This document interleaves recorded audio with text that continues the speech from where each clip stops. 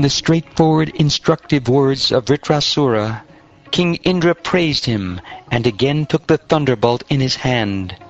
Without bewilderment or duplicity, he then smiled and spoke to Vritrasura as follows. O great demon, I see by your discrimination and endurance in devotional service, despite your dangerous position, that you are a perfect devotee of the Supreme Personality of Godhead, the Supersoul and friend of everyone. You have surmounted the illusory energy of Lord Vishnu, and because of this liberation, you have given up the demoniac mentality and have attained the position of an exalted devotee. O Vritrasura, demons are generally conducted by the mode of passion.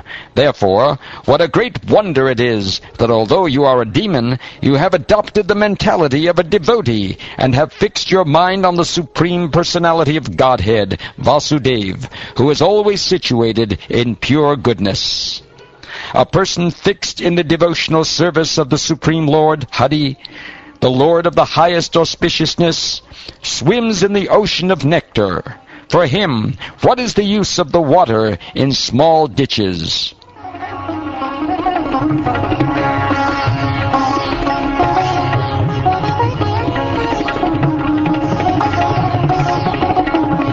Vritrasura and King Indra spoke about devotional service even on the battlefield, and then, as a matter of duty, they again began fighting. My dear king, both of them were great fighters and were equally powerful.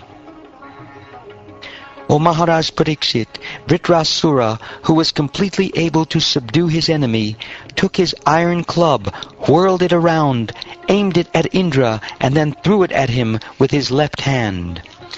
With his thunderbolt named Shataparvan, Indra simultaneously cut to pieces Vritrasura's club and his remaining hand. Vritrasura, bleeding profusely, his two arms cut off at their roots, looked very beautiful, like a flying mountain whose wings have been cut to pieces by Indra. Vritrasura was very powerful in physical strength and influence. He placed his lower jaw on the ground and his upper jaw in the sky. His mouth became very deep, like the sky itself, and his tongue resembled a large serpent. With his fearful death-like teeth, he seemed to be trying to devour the entire universe. Thus, assuming a gigantic body, the great demon Vritrasura shook even the mountains and began crushing the surface of the earth with his legs, as if he were the Himalayas walking about.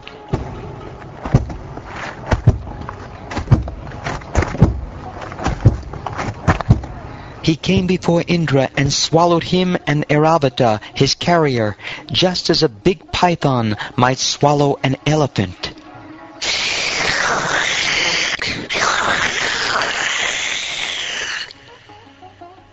When the demigods, along with Brahma, other Prajapatis and other great saintly persons saw that Indra had been swallowed by the demon, they became very morose. Alas, they lamented, what a calamity! What a calamity!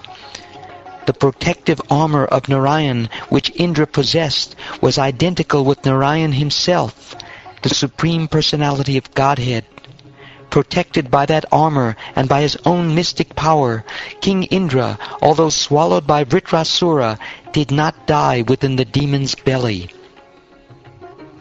With his thunderbolt, King Indra, who was also extremely powerful, pierced through Vritrasura's abdomen and came out.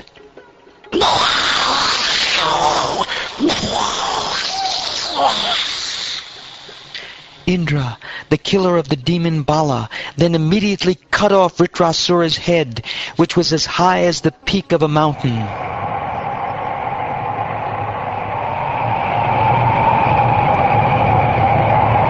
Although the thunderbolt revolved around Vritrasura's neck with great speed, separating his head from his body took 1 complete year, 360 days, the time in which the sun, moon, and other luminaries complete a northern and southern journey. Then, at the suitable time for Vritrasura to be killed, his head fell to the ground.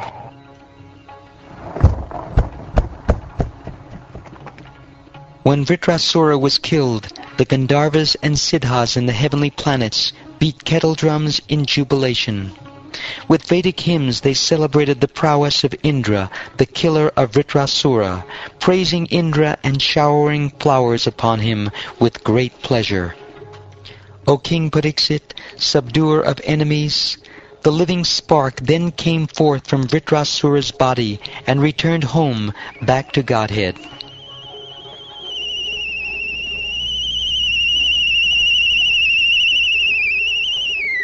While all the demigods looked on, he entered the transcendental world to become an associate of Lord Sankarshan.